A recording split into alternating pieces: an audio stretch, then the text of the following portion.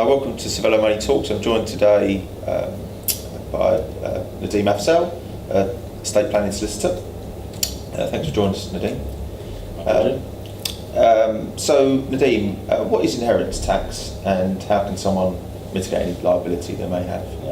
Inheritance tax is colloquially known as the death tax.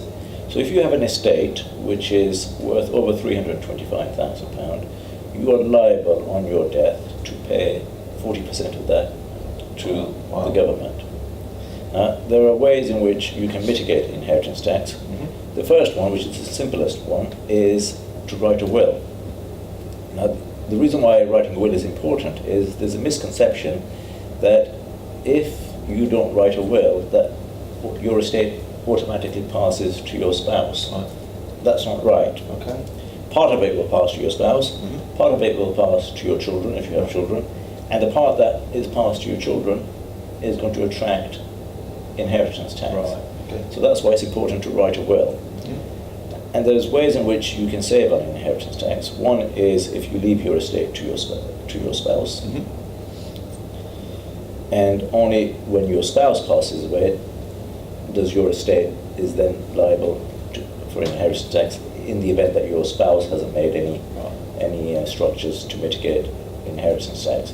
The other way you can save on inheritance tax is if you make gifts, lifetime gifts, Mm-hmm. either to your spouse, Mm-hmm. to your children, or to family members. Mm-hmm. The third way that you can save on inheritance tax is in the structure of discretionary trusts. Mm-hmm. Now, those days are gone where you could leave your entire estate into a discretionary trust straight away. Right.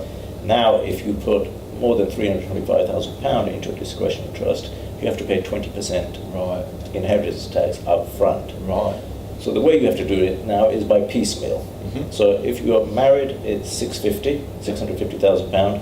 Every 7 years, you can put another £650,000 Okay. into your discretion. So you kind of win it back. Yeah, Yeah. and you just build it up.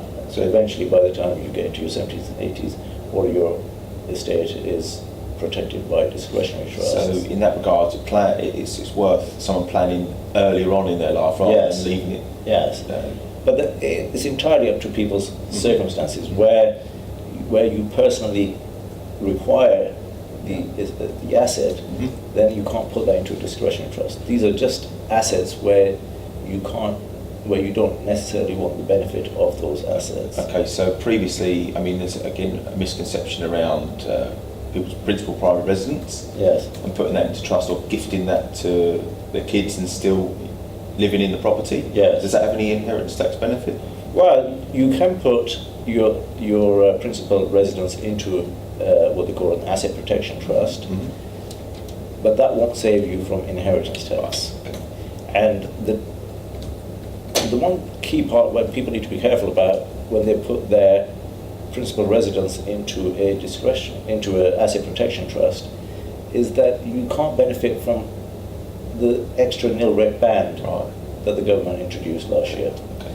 So before it was £325,000, which is your nil rate band, where you can give that inheritance tax free. The government introduced what they call a residential nil rate band. So they gave £100,000 to each spouse. Okay. That's going to go up to £500,000 by 2020. But if you've got your principal residence in an asset protection trust, then you can't benefit from that. Right. Because the house has to go directly to your spouse Right. or to your children Okay. or to your grandchildren. But if it goes into a trust, the government doesn't recognise that as being going to a direct descendant. So Right. you can't benefit from Okay. nearly £60,000, £70,000 worth Wow, of that's quite a bit of inheritance. saving. Yeah. And what happens if I live in my property, but just make a gift to my kids, but still enjoy living in that property? Does that have any? Again, if you benefit Yeah. from it, then Then no. there's no inheritance tax. I've heard you might have to pay like a market rent or something like that. Yeah, Is that, a good example is where a parent has a holiday home. Mhm, If they gift that holiday home to a child, Yeah. after 7 years, that will come out of your estate.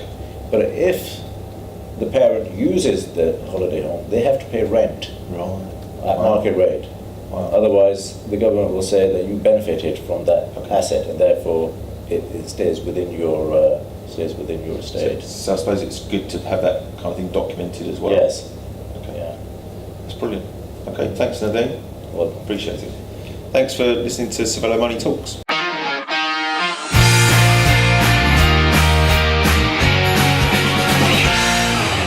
Hi, thanks for watching that Savello Money Talks video. For more videos, click here, and to subscribe to our channel, click there.